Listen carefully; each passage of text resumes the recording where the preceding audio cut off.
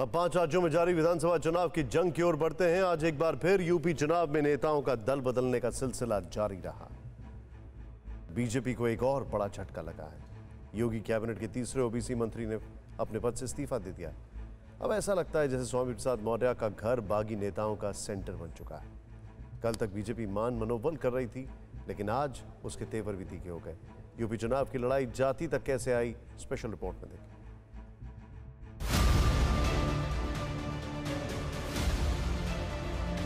BJP में बगावत है कि खत्म होने का नाम नहीं ले रही है। पहले स्वामी प्रसाद मौर्य गए, उनके पीछे दारा सिंह चौहान चले गए और अब यूपी सरकार में आयुष राज्य मंत्री धर्म सिंह सैनी ने भी अपने पद से इस्तीफा दे दिया। चौंकाने वाली बात यह है कि इस्तीफा देने के बाद एक ही पैटर्न और एक ही डेस्टिनेशन भी नजर आया। समाजवादी पार्टी और तो और फोटो वाली जगह भी सेम टू सेम है। अखिलेश यादव के साथ नेताओं का फोटो का फ्रेम भी एक जैसा ही है। सब कुछ कितनी प्लानिंग से हो रहा है, किस तरह स्क्रिप्टेड है, इसका अंदाजा मंत्रियों की इस्तीफे वाली चिट्ठी देखकर भी लगता है, क्योंकि धर्म सिंह सैनी के लेटर में भी करीब करीब वही बातें लिखी हैं जो मौर्य और दारा सिंह की चिट्ठी में लिखी गई थी। मनोयोग जैसे शब्द हर लेटर में दिखे। दलित, पिछड़ों, वंचितों, यानी ऐसा लगता है कि इस्तीफा देने का फैसला पहले हो चुका था। चिट्ठियां भी तैयार हो गई थी। फॉर्मेट सबका एक जैसा ही है, बस तारीखें बदल रही हैं। मैं भारतीय जनता पार्टी में हूं और भारतीय जनता पार्टी में ही रहूंगा। इस्तीफा इसलिए दिया है कि 5 वर्ष जिस तरीके से दलितों पिछड़ों का शोषण होता रहा है और उनकी आवाज को दबाया जाता रहा है, बेरोजगार लाठी खाते रहे। ये वही धर्म सिंह सैनी है जो 2 दिन पहले तक ये कह रहे थे कि वो बीजेपी में रहेंगे, मौर्य के साथ नहीं जाएंगे, लेकिन आज वो अखिलेश से भी मिले और ये भी कह दिया कि अभी तो एक और मंत्री का इस्तीफा होगा। हालांकि इन सब के बीच आज यूपी चुनाव में सांप, नाग, नेवले की एंट्री भी हो गई। स्वामी प्रसाद मौर्य ने बीजेपी और संघ की तुलना सांप और नाग से कर दी, खुद को नेवला बता दिया। मौर्य ने कहा कि बीजेपी पतन की ओर जा रही है। तो आपके आने वाले सहयोगी हैं केशव देव मौर्य, वो इनसिक्योर तो नहीं हो गए हैं? वो बता रहे हैं आपको लेकर के कि एक्चुअल जो लीडर हैं, असल लीडर तो वही है। वो जो हैं उनको मुबारक, और हम जो हैं वो कर रहे हैं। लेकिन और 2022 विधानसभा चुनाव में भारतीय जनता पार्टी के ऐसे परखचे उड़ेंगे कि सबको अपनी हैसियत और औकात का पता अपने आप लग जाएगा। स्वामी की बातों में यह करंट इसलिए भी है क्योंकि बीते 3 दिनों में बीजेपी के 9 विधायक इस्तीफा दे चुके हैं। ये वो नेता हैं जो गैर यादव, ओबीसी समाज और दलित वर्ग से ताल्लुक रखते हैं।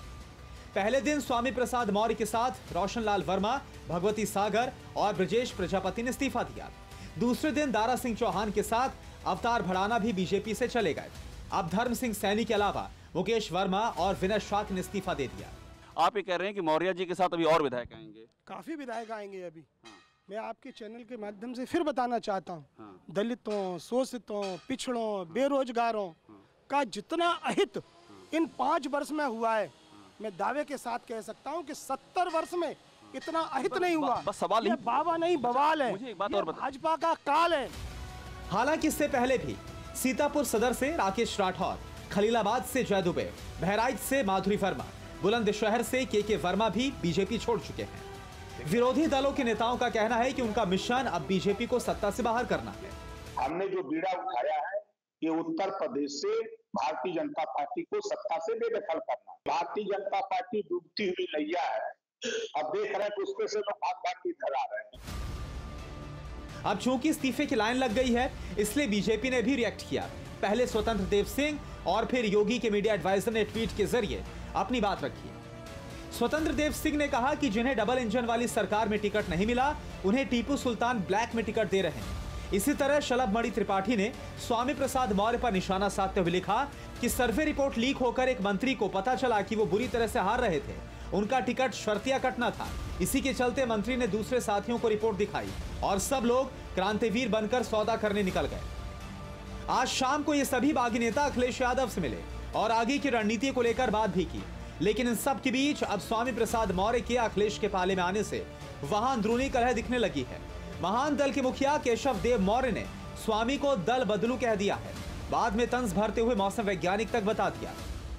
और ये सभी लोग इसलिए आ रहे हैं कि इनको लग गया है सब मौसम वैज्ञानिक हैं और इन लोगों को लग गया है, चाहे स्वामी प्रसाद जी हो चाहे कोई भी हो, इन सबको लग गया है कि समाजवादी पार्टी की सरकार प्रचंड बहुमत से बनने जा रही है।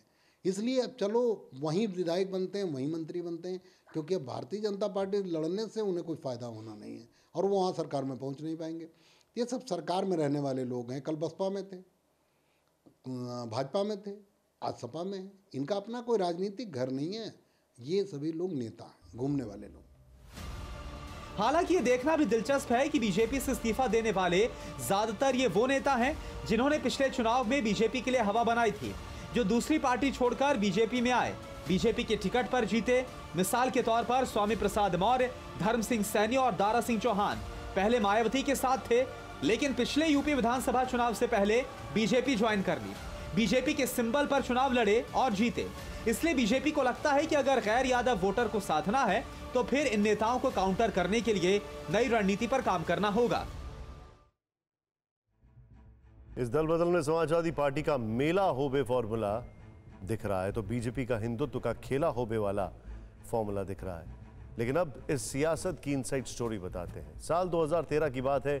अमित शाह को बीजेपी ने यूपी फतेह करने का मिशन सौंपा। अमित शाह के सामने यूपी की 80 सीटों पर पार्टी को जिताने का चैलेंज था। उस वक्त बीजेपी के पास सिर्फ 80 में से सिर्फ 10 सीटें ही थी। अमित शाह के राजनीतिक जीवन की ये सबसे बड़ी और कठिन परीक्षा थी। ये परीक्षा पास करने के लिए अमित शाह यूपी के पूर्व सीएम कल्याण सिंह के पास गए। अमित शाह यूपी में MY फैक्टर की काट हासिल करना चाहते थे। कल्याण सिंह ने अमित शाह को यूपी जीतने का फॉर्मूला सुझाया। कल्याण सिंह ने अमित शाह से कहा कि MY की काट के लिए छोटे दलों और पिछड़ी जातियों के जनाधार वाली पार्टी को जोड़ना पड़ेगा। उसके बाद अमित शाह ने यूपी में जो किया वो बड़े बड़े पॉलिटिकल एक्सपर्ट के लिए आज भी केस स्टडी है। कल्याण सिंह के निधन के बाद दिसंबर 2021 में अमित शाह कासगंज पहुंचे थे। तब अमित शाह ने कल्याण सिंह के विजयी फॉर्मूले को याद करते हुए कहा था कि अगर बाबूजी ने मुझे रास्ता न दिखाया होता तो 2014, 17 और 19 की जीत असंभव थी। बाबूजी यानी कल्याण सिंह, उनका जिक्र ये कर रहे थे। कहानी हमने आपको इसलिए बताई क्योंकि आज यूपी में जो प्रयोग अखिलेश यादव कर रहे हैं वो पूरी तरह से Amit Shah style of politics है। तो सवाल यह है कि क्या अखिलेश इस वक्त अमित शाह की पॉलिटिकल स्ट्रैटेजी को फॉलो कर रहे हैं? अखिलेश को पता है कि मोदी और अमित शाह के राज में बीजेपी ओबीसी और दलित समाज के गैर जाटा वर्ग में बेहद पॉपुलर हो चुकी है। इसीलिए अब अखिलेश बीजेपी के वोट बैंक में सेंधमारी के लिए छोटे छोटे दलों को खींच रहे हैं। यहां एक और चीज ध्यान देने वाली है, वो ये है कि बिहार में लालू यादव से लेकर यूपी में मुलायम सिंह यादव तक बड़े बड़े नेता MY फैक्टर को ही विनिंग फैक्टर मानते थे। 2014, 2017 में बीजेपी ने इसी थ्योरी को एक्सपोज कर दिया, लेकिन इसके बावजूद 2019 तक अखिलेश यादव MY फैक्टर के भरोसे थे। अब अखिलेश एक परिपक्व नेता की तरह यूपी में सियासी चालें चल रहे हैं। अखिलेश ने आज दलित नेता चंद्रशेखर से भी मुलाकात की। माना जा रहा है कि दोनों चंद्रशेखर भी अखिलेश से गठबंधन करेंगे। बिजनौर, बुलंदशहर और हाथरस जैसे जिलों में BSP के पारंपरिक वोट बैंक में सेंध लगाने के लिए अखिलेश को चंद्रशेखर की जरूरत है। इस बीच आपको यह भी देखना होगा कि अखिलेश ने अपने पिछले चुनावों में क्या कुछ सीखा है। कांग्रेस के साथ टाई अप किया, वो कामयाब नहीं हुआ, वो एक सीख थी। BSP के साथ टाई अप किया, BSP के साथ, वो भी कामयाब नहीं हुआ, वो भी एक सीख थी। उसके बाद जाके छोटी छोटी पार्टियों के साथ गठबंधन किया जा रहा है। परवाह देश की, सोमवार से शुक्रवार रात 10 बजे TV9 भारतवर्ष पर।